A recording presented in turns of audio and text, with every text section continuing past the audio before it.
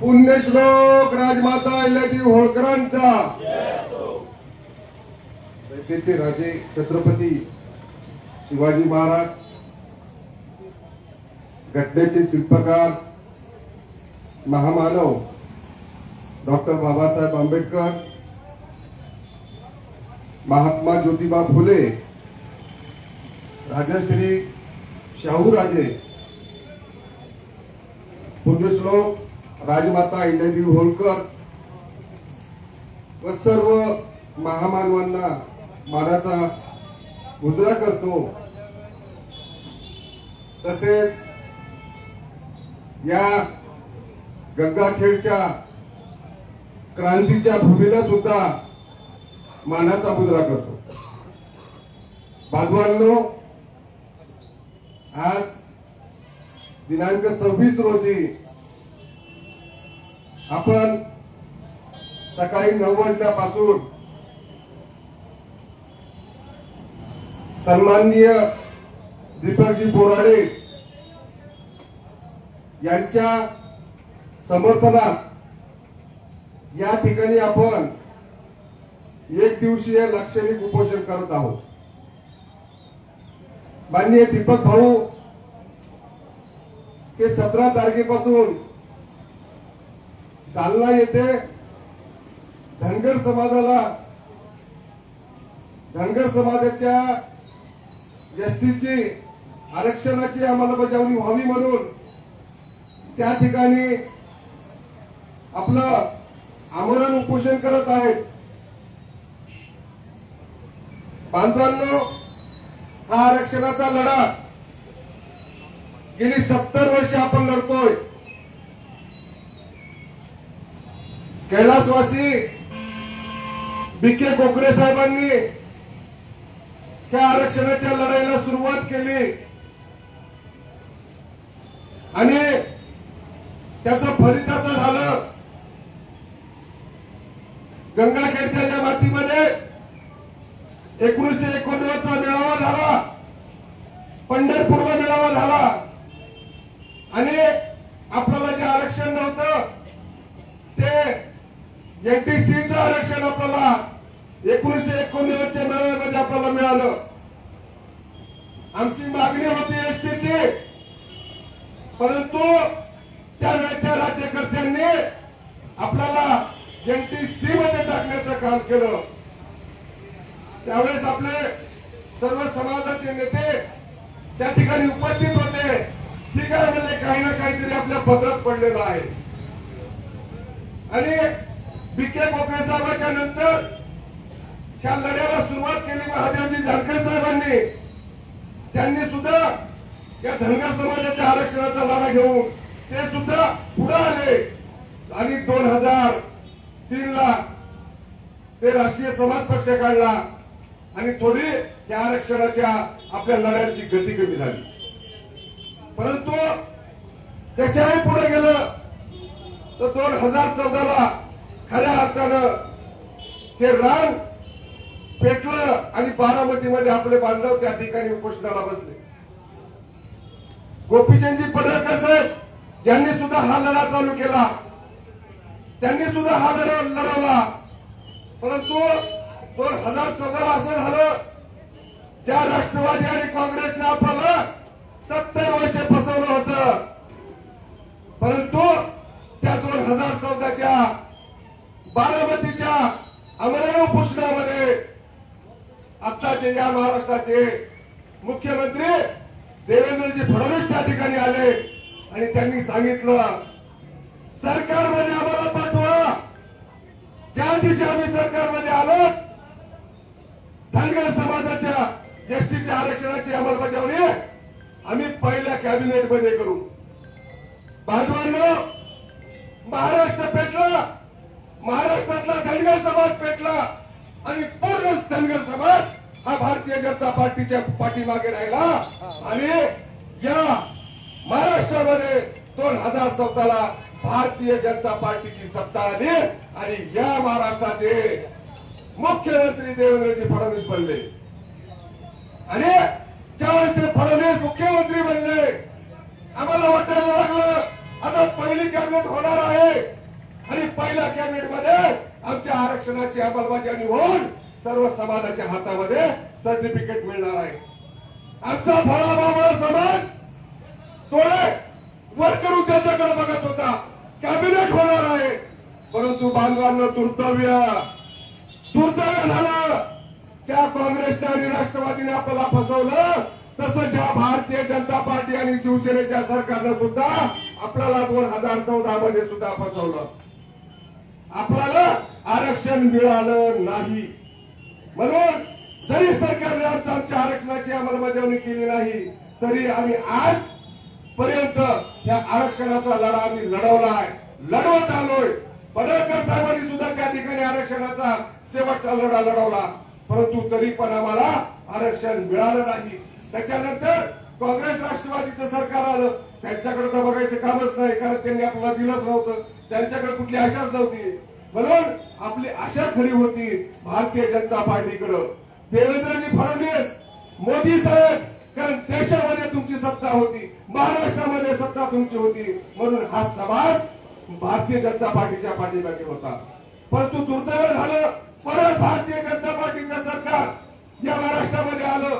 परंतु आतापर्यंत हजारो कॅबिनेट झाल्या बांधवांनो, पण आतापर्यंत सुद्धा आपल्याला कुठल्याही मुख्यमंत्र्यांनी आपल्याला एसटीच्या आरक्षणाची अंमलबजावणी केली नाही. म्हणून हा लढा आपण सातत्याने लढत आलोय. आपण पाहिलं, मी आतापर्यंत कधीच बोललो नाही, आज बोलतो. मी सुद्धा चौंडीमध्ये 21 दिवस उपोषण केलं. लढा पेटला, महाराष्ट्रभर पेटला, उभा टाकला. परंतु त्यावेळेस आमच्या हातात निराशा झाली. सुधाकर शिंदे समिती स्थापन करण्यात आली आणि आम्हाला सांगितलं ही समिती प्रत्येक राज्यामध्ये जाऊन येईल, तिथला अभ्यास करेल आणि त्या धर्तीवर आपण या ठिकाणी एसटीच्या आरक्षणाची अंमलबजावणी करण्यासाठी हे आपण अभ्यासक म्हणून त्यांना त्या ठिकाणी पाठवू. सुधाकर शिंदे समिती स्थापन झाली बांधवांनो. दुर्दैव आपलं आहे, त्या सुधाकर शिंदे समितीमध्ये सगळे आपले धनगर बांधव आहेत. आतापर्यंत सुद्धा सुधाकर शिंदे समिती कुठेही गेली नाही. स्वतः सुधाकर शिंदे साहेब आरपीएस माणूस आहे, परंतु आपल्यासाठी ते कुठल्याही राज्यामध्ये गेले नाही. आपल्या हाती निराशा पडली. म्हणून आज परत सन्माननीय दीपक भाऊ बोराडे हे चाललंय ते आपल्या लेकरा बाळाला उद्याच्या उज्ज्वल भविष्यासाठी 17 तारखेपासून त्या ठिकाणी उपोषणाला बसलेले आहेत. आपलं काम आहे, जो माणूस आज आपल्या स्वतःच्या हाताने वाढवतोय, आपण त्यांच्या पाठीमागं राहणं काम आहे. आणि काल आपण बघितलं, एक आवाज दिला दीपकरावनी, एक आवाज. लाखोचा समाज त्या चालण्यामध्ये होता. चालण्यामध्ये अख्खं पिवळं वादळ होतं. माझ्या सरकारला अल्टिमेटम आहे, फडणवीस साहेब, हे जे वादळ आलं होतं त्या वादळाकडे लक्ष द्या. उद्याची चाहूल आहे. सरकारमधून खाली बसायला तुम्हाला वेळ लागणार नाही. जोपर्यंत तुम्ही सांगता की भारतीय जनता पार्टीचा डीएनए हा ओबीसीचा आहे, मग आम्ही कोण आहोत? आम्ही ओबीसी नाहीत का? आम्हाला जे बाबासाहेबांनी आरक्षण दिलंय, घाटलेमध्ये आरक्षण दिलंय, त्याची तुम्ही अंमलबजावणी का करत नाही? हा माझा देवेंद्रजी फडणवीस साहेबांना प्रश्न आहे. दुःख या गोष्टीचं वाटतं बांधवांनो. दीपक भाऊ बोराडे त्या ठिकाणी बसले, अजूनही सरकारचं प्रशासनाचं कुणीही माणूस त्या ठिकाणी गेलं नाही, त्यांना भेटलं नाही. या गोष्टीचं दुःख वाटतंय. अरे लाखोच्या करोडोच्या संख्येने आम्ही महाराष्ट्रामध्ये आहोत, मग आमची भीती या सरकारला, कुठल्याही सरकारला का नाही? त्याचं कारण असेल तर संघटितपणा, समाजकारण एका बाजूला ठेवा आणि राजकारण एका बाजूला ठेवा. ज्या ज्या वेळेस समाजाला समाजाची गरज पडती त्यावेळेस आपण सर्वांनी इथे या ठिकाणी एकत्र आलं पाहिजे. आपण दिवसभर, आज पाऊस चालू होता, प्रत्येकाला वाटलं की आज उपोषण होणार नाही. एवढ्या पावसामध्ये कसं करायचं, जागा नाही, पेंडॉल टाकता येणार नाही. परंतु बांधवांना कुठलीही गोष्ट थांबत नसते. निश्चय केला होता सर्व समाजांनी आणि आज सर्व समाज या ठिकाणी हजर झाला. त्या सर्वांचं अभिनंदन करतो. जे बांधव या ठिकाणी आले त्या सर्वांचं अभिनंदन करतो. आणि हा माणूस आपल्यासाठी करतो. जे बांधव येऊ शकले नाही काही कारणानं तरी ठीक आहे, परंतु जे दीपक भाऊनी सांगितलं, आता पुढची लढाई आपल्याला सांगितलेली आहे, त्या दिशेने आपल्याला जावं लागल. आणि येणाऱ्या 1 तारखेला त्यांनी सांगितलं की महाराष्ट्र बंद ठेवायचा आहे. बांधवांनी इथून उठायचं. जर उपोषण आपल्या दीपक भाऊचं सुटलं नाही तर 1 तारखेला आपल्याला हे गंगाखेड या ठिकाणी बंद करायचंय. तुम्हाला राजमाता होळकरांची शपथ आहे. अरे शूरवीरांचं रक्त आहे आमच्या. बल्लाळराव होळकर, पुण्यश्लोक राजमाता होळकर, राजा यशवंतराव होळकर, अरे शूरवीरांचं रक्त आमच्यामध्ये राहतंय. आपण का मागं थांबायचं, अजिबात थांबायचं नाही. आणि 1 तारखे येणाऱ्या 1 तारखेला आपल्याला हे गंगाखेड बंद करायचंय. त्याचं नियोजन आपल्याला सर्वांना पुढे होऊन करावं लागेल. आपसातल्या बाजूला ठेवा, हे समाजाचं सब काम आहे. समाजाच्या कामामध्ये आपण सर्वांनी पुढे आलं पाहिजे. माझी समाजाच्या नेते मंडळाला विनंती आहे, आपण हे थोडासा पुढाकार घेतला तर 100% समाज आपल्या पाठीशी येतोय आणि तो आपल्याला आणावा लागल. आपलं भवितव्य आज आपलं ओबीसीचं आरक्षण गेलेलं आहे. आपल्याला एसटीचं आरक्षण मिळवल्याशिवाय गत्यंतर नाही. आपण बघितलं काल पवनकर बरोबर हल्ला झाला. तो हल्ला का झाला? कारण तो समाजाचं काम करतोय. तो समाजाचं काम करतोय. हाकेसरांच्या पाठीमागे राहतोय. खांद्याला खांदा देऊन राहतोय. म्हणून त्याच्यावर जालना येथे मोर्चाला जात असताना बांधवांनो काल त्याचे दोन्ही हात मोडले. विचार करा, हे सुद्धा आपल्या सोबत सुद्धा घडणार आहे. म्हणून तुम्हाला संघटित राहावं लागल. त्याचे दोन्ही पाय मोडले, 16 टाके त्याच्या डोक्यामध्ये पडले. अरे काय चूक आहे त्या पोराची? अरे एक तरुण आपल्या समाजाचा, आपले हक्क, आपले अधिकार जे घटनेने त्याला दिलेला आहे त्याचं रक्षण करण्यासाठी तो महाराष्ट्रभर फिरतो, त्या ओबीसी समाजासाठी फिरतोय आणि त्याच्यावर प्राणघातक हल्ला झाला. किती समाज या ठिकाणी आला? माझा प्रश्न आहे ओबीसी समाजाला, आपण या ठिकाणी का आलोय? का करावं त्यांनी? कशामुळे काम करावं समाजाचं? असं जर होत राहिलं त्या आई बापाला काय वाटलं असेल? माझं लेकरू समाजाचं काम करतंय, त्याच्यावर प्राण हल्ला झाला, परंतु समाज त्याच्या पाठीमागे उभं टाकत नाही. हे दुर्दैव आहे बांधवांना, दुर्दैव आहे. अरे आज दुसऱ्याचं घर जळालंय, उद्या आपलं सुद्धा घर जळणार आहे. म्हणून माझी विनंती आहे, संघटित राहा, संघटित राहा. आपल्याला संघर्ष करावाच लागल. येणाऱ्या काळामध्ये जे जे आदेश आपल्याला दीपक भाऊ देतील, ही क्रांतीची भूमी आहे. या ठिकाणी या गंगाखेडून सगळ्या क्रांत्या आतापर्यंत झालेल्या आहेत. बाबा भगवान भाऊ जे 19 आम्हाला 81 मध्ये टाकलं, ते याच मातीमध्ये बाळासाहेबजी आळुरे असतील, धुमाळ मामा असतील, आमचे चिरगर पैलवान असतील, आमचे दळणे सर असतील, या सर्वांनी हा मेळावा त्या ठिकाणी गेला ना. फलित झालं. ठीक आहे, आम्हाला ओबीसी मध्ये थोडं काहीतरी मिळालं, हरकत नाही. पण एसटी जर पदरात पाडून घ्यायचं असेल तर आपल्याला सर्वांना दीपक भाऊच्या पाठीमागे उभं टाकावं लागल. आज आपण सर्व समाज बांधव या ठिकाणी दीपक भाऊ बोराडे यांच्या समर्थनात आपण 1 दिवस लक्षणिक उपोषण केलं.